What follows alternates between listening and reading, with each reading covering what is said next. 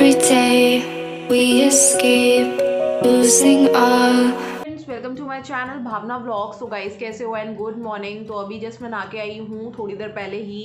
और सुबह सुबह जो है आज मेरा बहुत जल्दी सुबह हो गई। एक्चुअली अभी 7 ही बज रहे होंगे और मेरी बहुत जल्दी सुबह हो गई क्योंकि गर्मी हो गई और इससे ज़्यादा सोया नहीं जाता है। गर्मियों में मेरी जो आँख है वो बहुत जल्दी खुल जाती है, ज़्यादा देर सोया नहीं जाता है। तो फिर सामान भी लेने जाना होता है, तो आज कुछ सामान भी लेकर आना है मेरे को मार्केट से, तो उस हिसाब से इसकी क्लासेस होती हैं। देन उसके बाद मेरे को निकलना भी है वहाँ पे।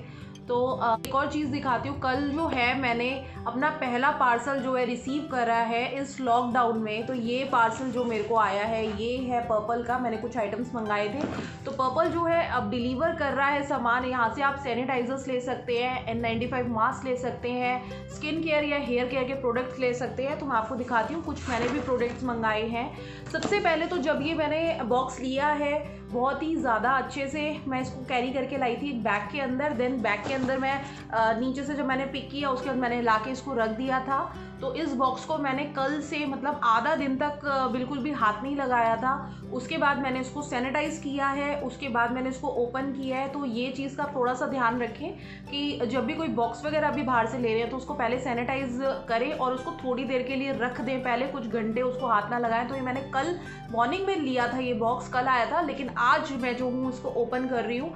तो मैं आपको इसमें कुछ चीज़ें दिखाती हूँ जो मैंने मंगाई। कुछ इसमें जो है मास्क थे, जैसे कि मुझे चाहिए थे, ये है नीम पाउडर। तो क्योंकि मेरे को जो है ना बहुत ज़्यादा लग रहा है, ब्रेकआउट्स हो रहे हैं, थोड़ी सी एक्ने की प्रॉब्लम होने लग गई है, तो मैंने नीम पाउडर मंगाया ताकि मैं इसके साथ कुछ DIYs कर सकूं और कुछ फेस पैक बना सकूं। दूसरा है ये एल्प्स गुडनेस का सैंडलवुड पाउडर, मुल्तानी मिट्टी, जो कि गर्मियों के लिए रामबाण होता है। तो गर्मियों में मुल्तानी मिट्टी लगाओ, बहुत ठंडक पहुँचती है आपके फेस को।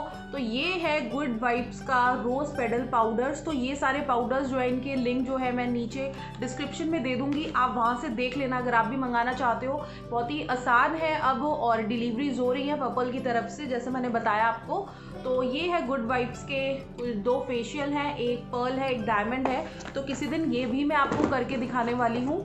और ये मैंने कुछ एसेंशियल ऑयल्स मंगाए थे क्योंकि मैं यूज़ करती हूँ एसेंशियल ऑयल, अपने डेली DIYs में यूज़ करती हूँ। तो ये है लेवेंडर, टी ट्री एंड ये है लेमन।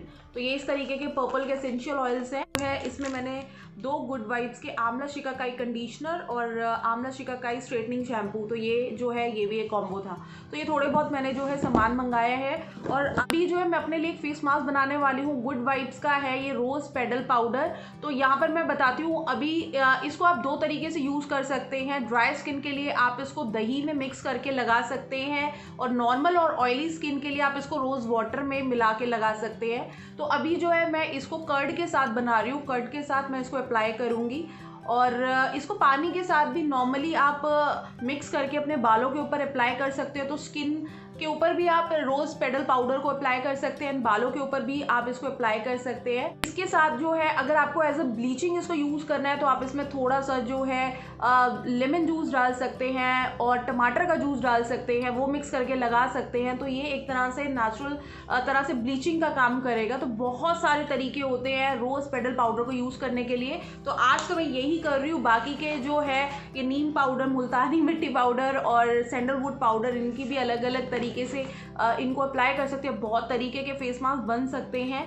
तो मैं जैसा बताया ये एकदम ग्लो देता है, मॉइस्चराइज करता है स्किन को, काफ़ी अच्छा है। तो चलिए अब मैं बना लेती हूँ इसका पेस्ट और फिर मैं आप लोगों को अप्लाई करके दिखाती हूँ। तो आप देखेंगे कुछ ये इस तरीके का होता है ड्राई रोज़ पाउडर।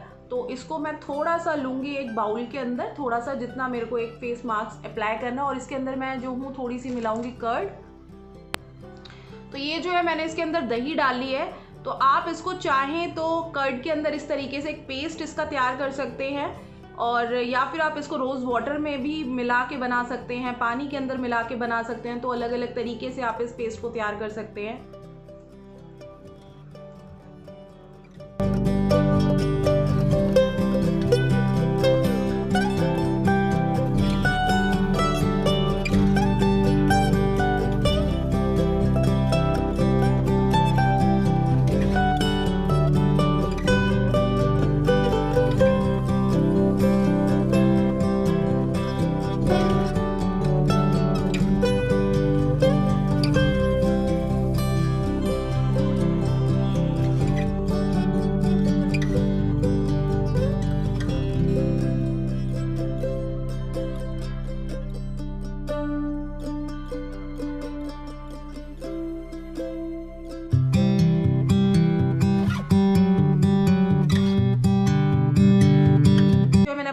ऑलमोस्ट रिमूव कर लिया है, तो आप देखेंगे कितना अच्छा लग रहा है, ग्लो ग्लो है ना।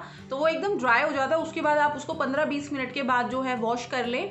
बहुत ही अच्छा जो है इस टाइम पर मेरे को फील आ रहा है, और कुछ भी नहीं लगाया था मैंने, और सारा कमाल जो है रोज़ पेडल पाउडर का ही है। तो अगर आप भी ये सारे पाउडर्स वगैरह लेना चाहते हैं तो मैं लिंक जो है डिस्क्रिप्शन में डाल दूंगी और कमेंट बॉक्स में भी पिन कर दूंगी, आप वहाँ से जो है मंगा सकते हैं अगर आप लेना चाहते हैं ये सारे प्रोडक्ट्स। तो अभी जो है मैं मार्केट निकल रही हूँ, मुझे लेकर आने हैं आज बहुत सारे फ्रूट्स और सामान और ये वो सब चीज़ें, बहुत सारी चीज़ें और लेकर आनी है। तो मैं बस अब मार्केट की ओर निकल रही हूँ, फिर आप लोगों से मैं बात करती हूँ। बाय।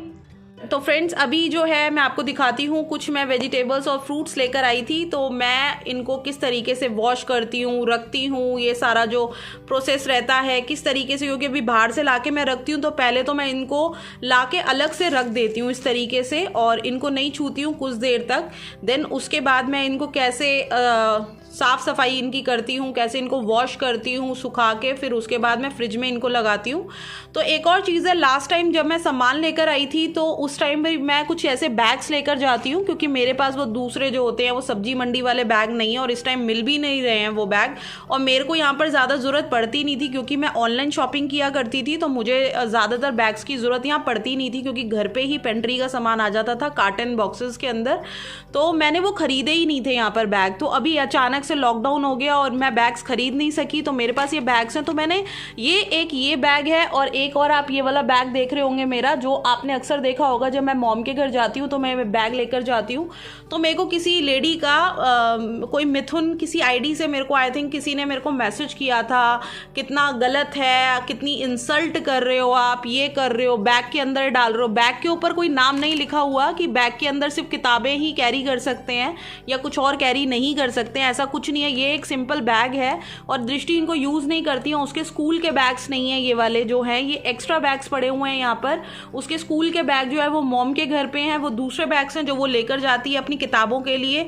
तो ये बैग मुझे इसलिए मैं ईजी रहते हैं कैरी करने, क्योंकि जब मैं स्कूटी पे जाती हूँ तो मैं इनको जो है पीछे से इस तरीके से पकड़ सकती हूँ, यानी इनको टांग सकती हूँ पीछे, और ये आसानी से मैं जो हूँ स्कूटी चला सकती हूँ। तो इसके अंदर जब मेरे को कभी दूध लेकर आना होता है, दही लेकर आना होता है, तो इन बैग्स में कैरी करना मुझे सामान आसान होता है, और इसीलिए मैंने एक बैग वो वाला रखा हुआ है, वो बिल्कुल जो है 100% मैंने अपने घर के सामान के लिए ही रखा हुआ है। जब मेरे को दूध, दही, पनीर, ये वो सब जो चीज़ें होती हैं, जो मैं डेयरी आइटम्स खरीदती हूँ या फ्रूट्स लेती हूँ, तो मैं इस बैग के अंदर इसको पीछे जो है हैंग करती हूँ और स्कूटी के ऊपर, देन उसके बाद ले आती हूँ। तो मेरे को जो ये कमेंट आया था ना कि आप बहुत इंसल्ट कर रहे हो, जो बैग्स के अंदर, किताबों वाले बैग के अंदर सामान डाल दिया, तो वैसे भी मैंने खाने का सामान ही डाला है, फूड आइटम ही डाली है, कुछ चप्पलें मैं डाल के नहीं लेकर आई थी या कोई स्लीपर्स में डाल के लेकर नहीं आई थी, जो इतना उस बात को बोलने की ज़रूरत थी, वो जो भी जिस आईडी ने मेरे को मैसेज किया था। तो मैंने कहा चलो आपको लोगों को ये बात बता दूं मैं थोड़ा सा, क्योंकि ये जो है मेरे फूड आइटम्स के लिए बैग हैं जो मैंने रखे हुए हैं घर में, इजी होते हैं कैरी करने। तो चलो अब आते हैं हम आगे सामान की तरफ। तो ये जो है आप देखेंगे थोड़ा सा मैंने पानी जो है जो इनमें ले लिया है, और इसके बाद मैं इनमें क्या करती हूँ, थोड़ा सा मैं इनमें डालती हूँ सोडा। ये है बेकिंग सोडा जो मेरे पास पड़ा हुआ है काफ़ी सारा, तो मैं ये बेकिंग सोडा जो है इस पानी के अंदर डाल दूँगी। आप देखेंगे इसमें भी डाल दूँगी और इसके अंदर भी, और इस बेकिंग सोडा में ये डाला मैंने पानी के अंदर अच्छे से, ठीक है, ये इस तरीके से। तो अब जो है मैं अपनी सारी चीज़ें जो हैं इसके अंदर, आप पहले मिला लें इसको अच्छे से। तो जैसे अब ये आइटम्स हैं जो भी है, इसको मैं थोड़ा सा इधर कर देती हूँ। तो ये जो हैं सारी चीज़ें मैं ऐसे ही एक एक करके इसको वॉश करती जाऊंगी और थोड़ी थोड़ी देर के लिए इनको सोक करती जाऊंगी, 2-2, 3-3, 4-4 मिनट के लिए, जितना भी देर। तो इस तरीके से इसको अच्छे से वॉश कर लेना इसके बीच में।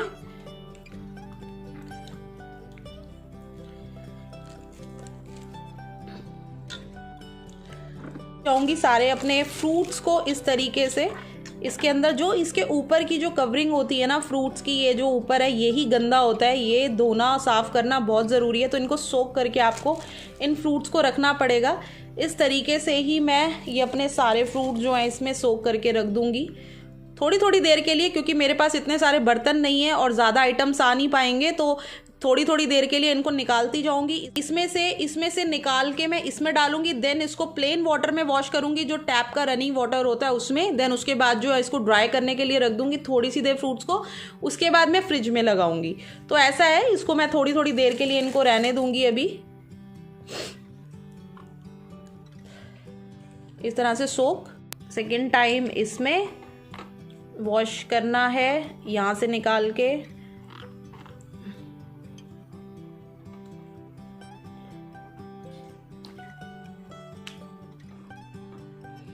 फिर मैं यहाँ पर रखती जाऊंगी और फिर इसको मैं जो है एक बार इन सारे फ्रूट्स को फिर मैं जो हूँ इसको मैंने 2-3 मिनट के लिए सोक कर दिया था। देन उसके बाद 2-2 मिनट 4-4 मिनट के लिए आप इसको सोक करते जाएं और फ्रूट्स को निकालते जाएं। और अब इसी तरीके से मैं बाकी के फ्रूट्स भी ये जो है निकाल लूँगी। और जैसे अब ये ग्रेप्स हैं तो ग्रेप्स भी मैं इसी तरीके से जो है इसमें सोक कर लूँगी। अब मैं संतरों को थोड़ी देर के लिए कर देती हूँ। फिर टमाटर हो गए हैं,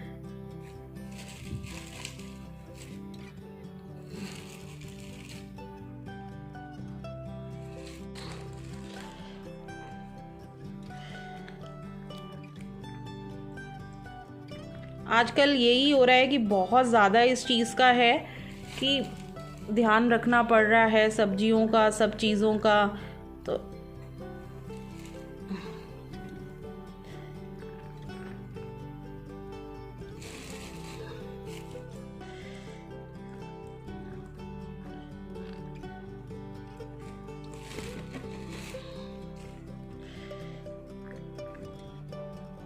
देन उसके बाद जो है मैं वाटर दोबारा से चेंज कर दूंगी एक बार। तो इनको 2 मिनट के लिए सोक होने देते हैं अभी। तो 3-4 मिनट के लिए अब मैंने ये कर दिए दोबारा से। अब इनको इसी तरीके से इस पानी में हम डाल देंगे दोबारा सारे। इनको 2-3 पानियों में से आप निकाल लें इनको अच्छे से। देन रनी वाटर में थोड़ा सा कर लें। तो एक लाल दवाई भी आती है केमिस्ट से, अगर आप चाहें तो वो ले सकते हैं, वो भी अच्छी होती है और उससे भी वॉश कर सकते हैं।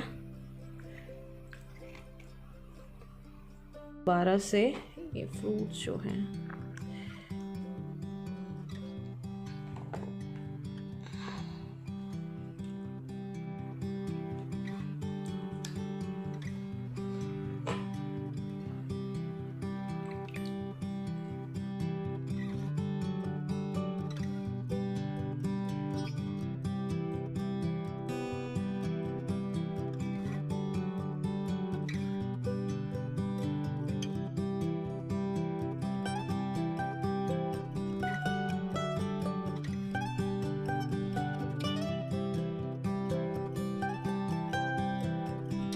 साफ़ कर देती हूँ अब। और इनको मैं एक बार वॉश कर देती हूँ टैप के पानी में।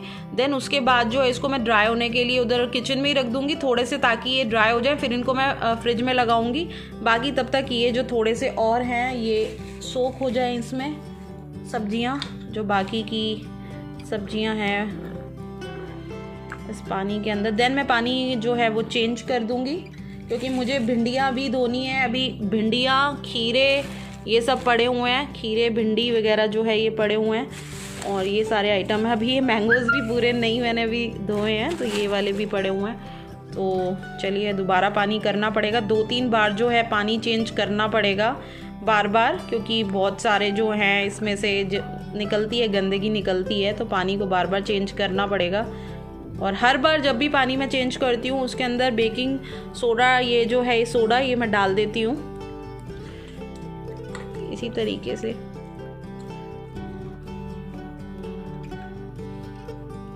एकदम साफ पानी लेकर आई हूँ। फिर दोबारा से इसमें जो है ये बेकिंग सोडा डालो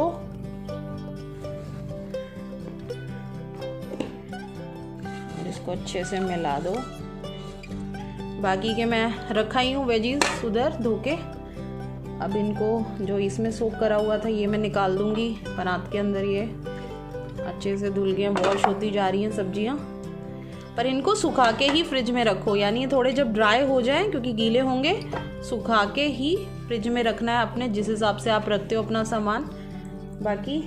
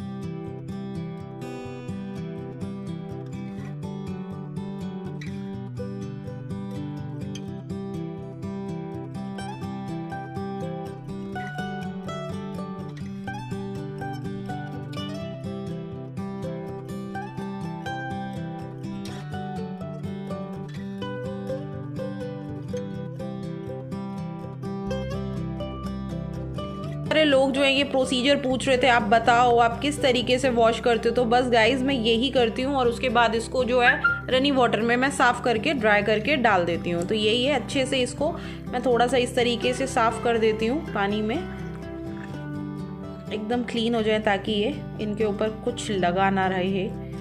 वहम बहुत हो चुका है क्योंकि हम लोगों को हर चीज़ में डर लगता है आजकल।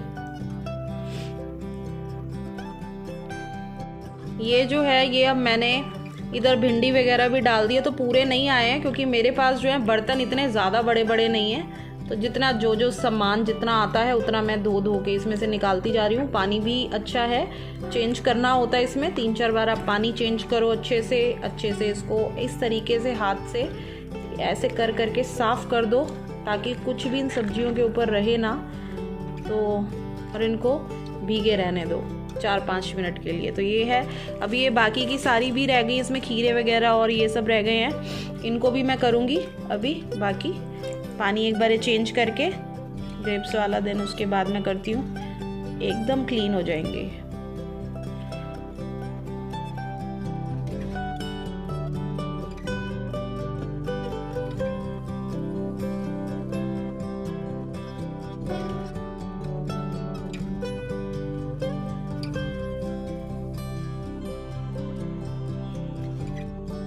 जो है चिलीज, खीरा, भिंडी, और भिंडी दृष्टि नहीं खाती है, भिंडी मैं अपने खाने के लिए लेकर आई हूँ। बहुत मन कर रहा था यार मेरा भिंडी खाने का, बड़े दिन हो गए मैंने बनाई नहीं थी भिंडी।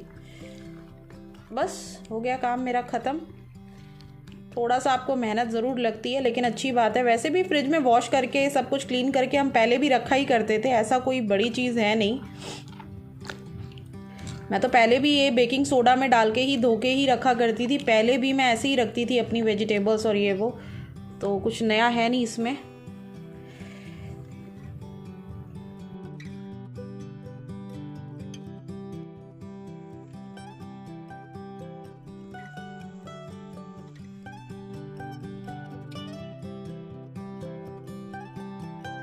मैंने बना के रख दिया पर अभी खाने का मेरा मन नहीं कर रहा है क्योंकि सुबह जो है मैं चाय पी गई थी और साथ में मैंने ब्रेड पीस खा लिए थे 1-2, तो बस यही हो गया था मेरा सुबह का जो भी था खाना पीना। तो अभी बिल्कुल मन नहीं कर रहा। तो यही होता है आजकल, सामान तो ले आओ, सामान लाने के बाद उसको रखने का काम भी जो है बहुत ही लंबा प्रोसेसिंग हो जाती है।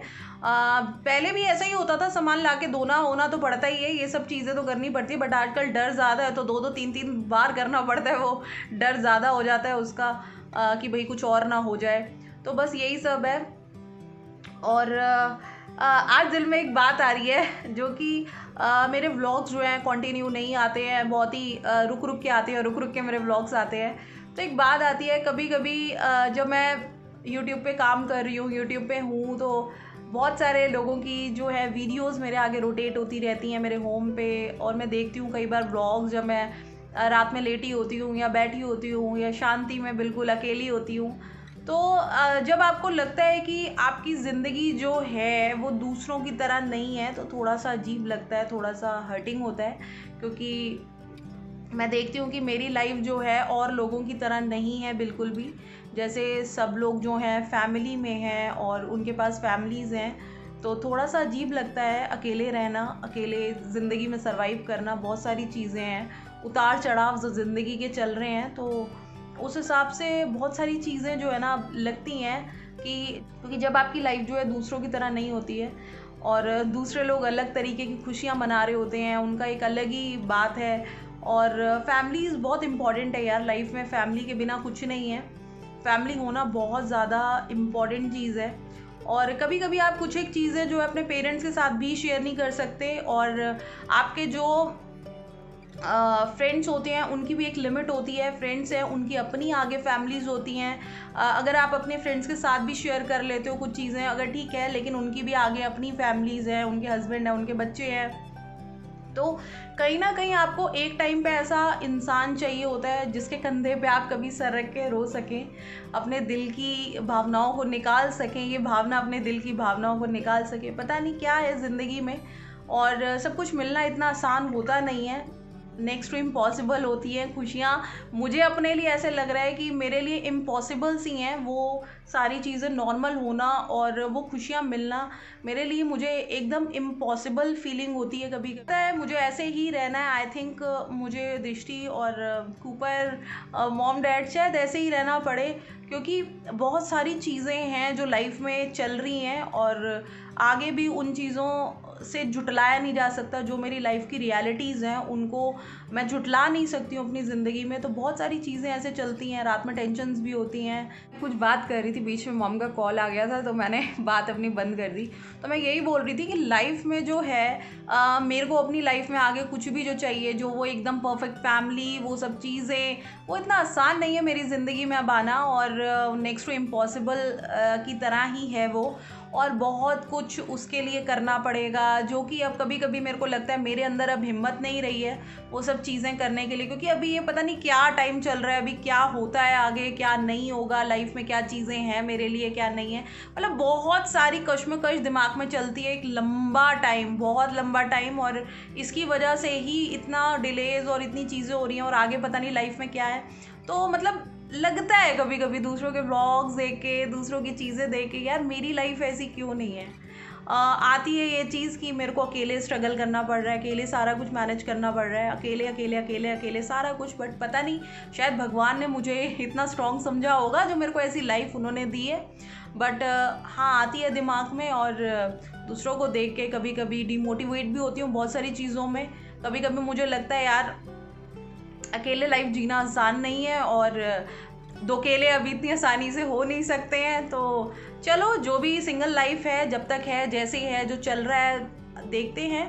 और आगे अगर लाइफ में भगवान ने कुछ अच्छा सोचा होगा तो ज़रूर आगे अच्छा कर देंगे। तो टाइम पता नहीं अभी कितना, क्या बहुत ज़्यादा लगने वाला है, या कितना लगेगा, या क्या है क्या नहीं है, अभी तो इम्पॉसिबल जैसा लग रहा है।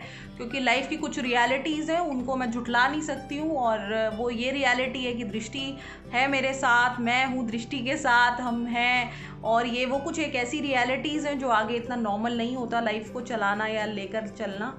बट चलो देखते हैं आगे क्या होगा। तो गाइस चलिए, ये व्लॉग मैं यहीं पर एंड करती हूँ, फिर आप लोगों से मिलती हूँ नए व्लॉग में। बाय।